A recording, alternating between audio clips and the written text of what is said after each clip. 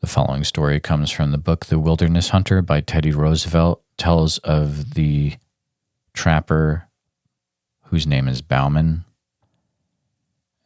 and an incident that happened to him in the Bitterroot Mountains between the states of Idaho and Montana. Frontiersmen are not, as a rule, apt to be very superstitious. They lead lives too hard and practical and have too little imagination in things spiritual and supernatural. I have heard but few ghost stories while living on the frontier, and those few were of a perfectly commonplace and conventional type, but I once listened to a goblin story which rather impressed me. A grizzled, weather-beaten old mountain hunter named Bauman, who born and had passed all of his life on the frontier, told the story to me. He must have believed what he said, for he could hardly repress a shudder at certain points of the tale. But he was of German ancestry, and in childhood had doubtless been saturated with all kinds of ghost and goblin lore, so that many fearsome superstitions were latent in his mind. Besides, he knew well the stories told by the Indian medicine men in their winter camps of the snowwalkers and the specters, the formless evil beings that haunt the forest depths, and dog and waylay the lonely wanderer who after nightfall passes through the regions where they lurk. It may be that when overcome by the horror of the fate that befell his friend, and when oppressed by the awful dread of the unknown, he grew to attribute, both at the time and still more in remembrance, weird and elfin traits to what was merely subabnormally wicked and cunning wild beast, but whether this was so or not, no man can say. When the event occurred, Bauman was still a young man and was trapping with a partner among the mountains dividing the forks of the Salmon from the head of Wisdom River. Not having had much luck, he and his partner determined to go up into a particularly wild and lonely pass through which ran a small stream said to contain many beavers. The pass had an evil reputation because the year before, a solitary hunter who had wandered into it was slain, seemingly by a wild beast, the half-eaten remains being afterwards found by some mining prospectors who had passed his camp only the night before. The memory of this event, however, weighted very lightly with the two trappers, who are as venturous and hardy as others of their kind. They took their two lean mountain ponies to the foot of the pass, where they left them in an open beaver meadow, the rocky timber-clad ground being from there onward impracticable for horses. They then struck out on foot through the vast, gloomy forest, and in about 4 hours reached a little open glade where they concluded to camp, as signs of game were plenty. There was still an hour or two of daylight left, and after building a brush lean-to and throwing down and opening their packs, they started upstream. The country was very dense and hard to travel through, as there was much down timber, although here and there the somber woodland was broken by small glades of mountain grass. At dusk they again reached camp. The glade in which it was pitched was not many yards wide, the tall, close-set pines and firs rising round it like a wall. On one side was a little stream, beyond which rose the steep mountain slope, covered with the unbroken growth of evergreen forest. They were surprised to find that during their absence something, apparently a bear, had visited camp and had rummaged about among their things, scattering the contents of their packs and in sheer wantonness destroying their lean-to. The footprints of the beast were quite plain, but at first they paid no particular heed to them, busying themselves with rebuilding the lean-to, laying out their beds and stores, and lighting the fire. While Bauman was making ready supper, it being already dark, his companion began to examine the tracks more closely and soon took a brand from the fire to follow them up. Where the intruder had walked along a game trail after leaving the camp. When the brand flickered out, he returned and took another, repeating his inspection of the footprints very closely. Coming back to the fire, he stood by it a minute or two, peering out into the darkness, and suddenly remarked, "Bauman, that bear has been walking on 2 legs." Bauman laughed at this, but his partner insisted that he was right, and upon again examining the tracks with a torch, they certainly did seem to be made by but 2 paws or feet. However, it was too dark to make sure.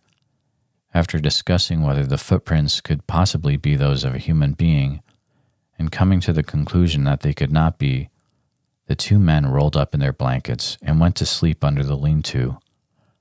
At midnight, Bauman was awakened by some noise and sat up in his blankets. As he did so, his nostrils were struck by a strong wild beast odor, and he caught the loom of a great body in the darkness at the mouth of the lean-to. Grasping his rifle, he fired at the vague, threatening shadow, but must have missed, for immediately afterwards he heard the smashing of the underwood as the thing, whatever it was, rushed off into the impenetrable blackness of the forest in the night. After this, the 2 men slept but little, sitting up by the rekindled fire, but they heard nothing more. In the morning, they started out to look at the few traps they had set the previous evening and put out new ones. By an unspoken agreement, they kept together all day and returned to camp towards evening.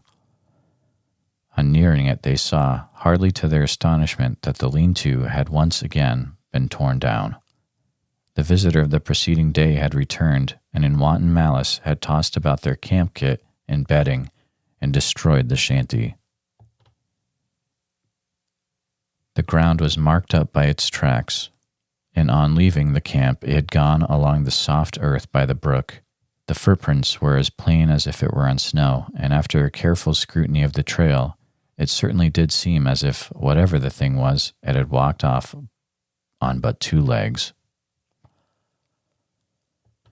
The men, thoroughly uneasy, gathered a great heap of dead logs and kept up a roaring fire throughout the night, one or the other sitting on guard most of the time.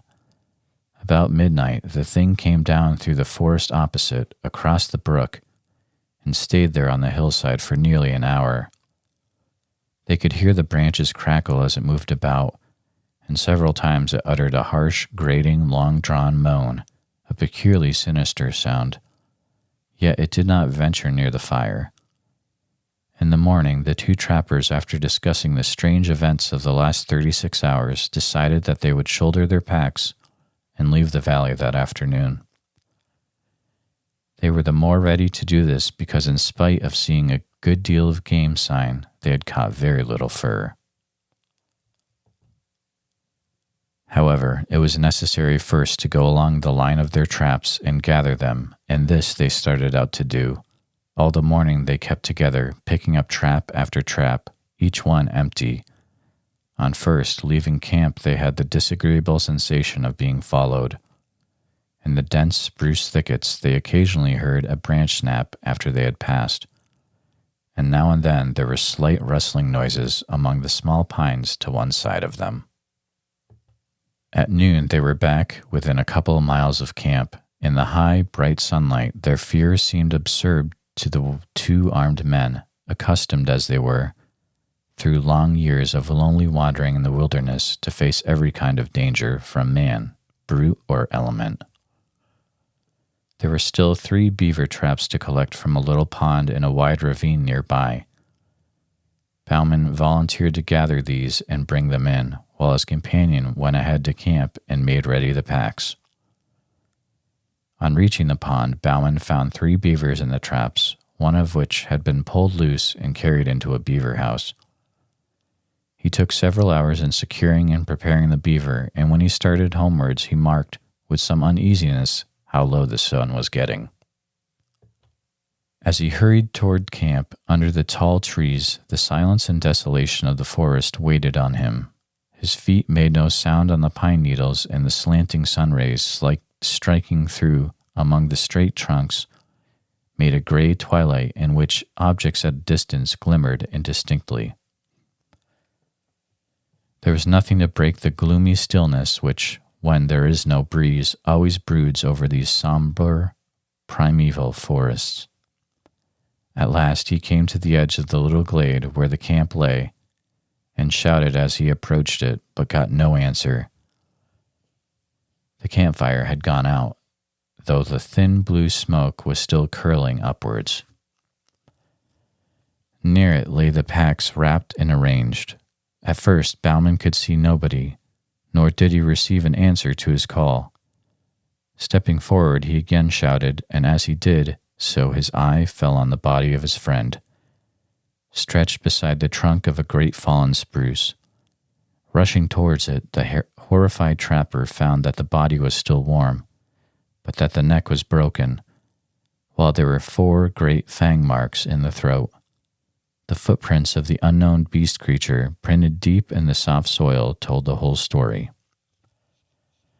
The unfortunate man, having finished his packing, had sat down on the spruce log with his face to the fire and his back to the dense woods to wait for his companion.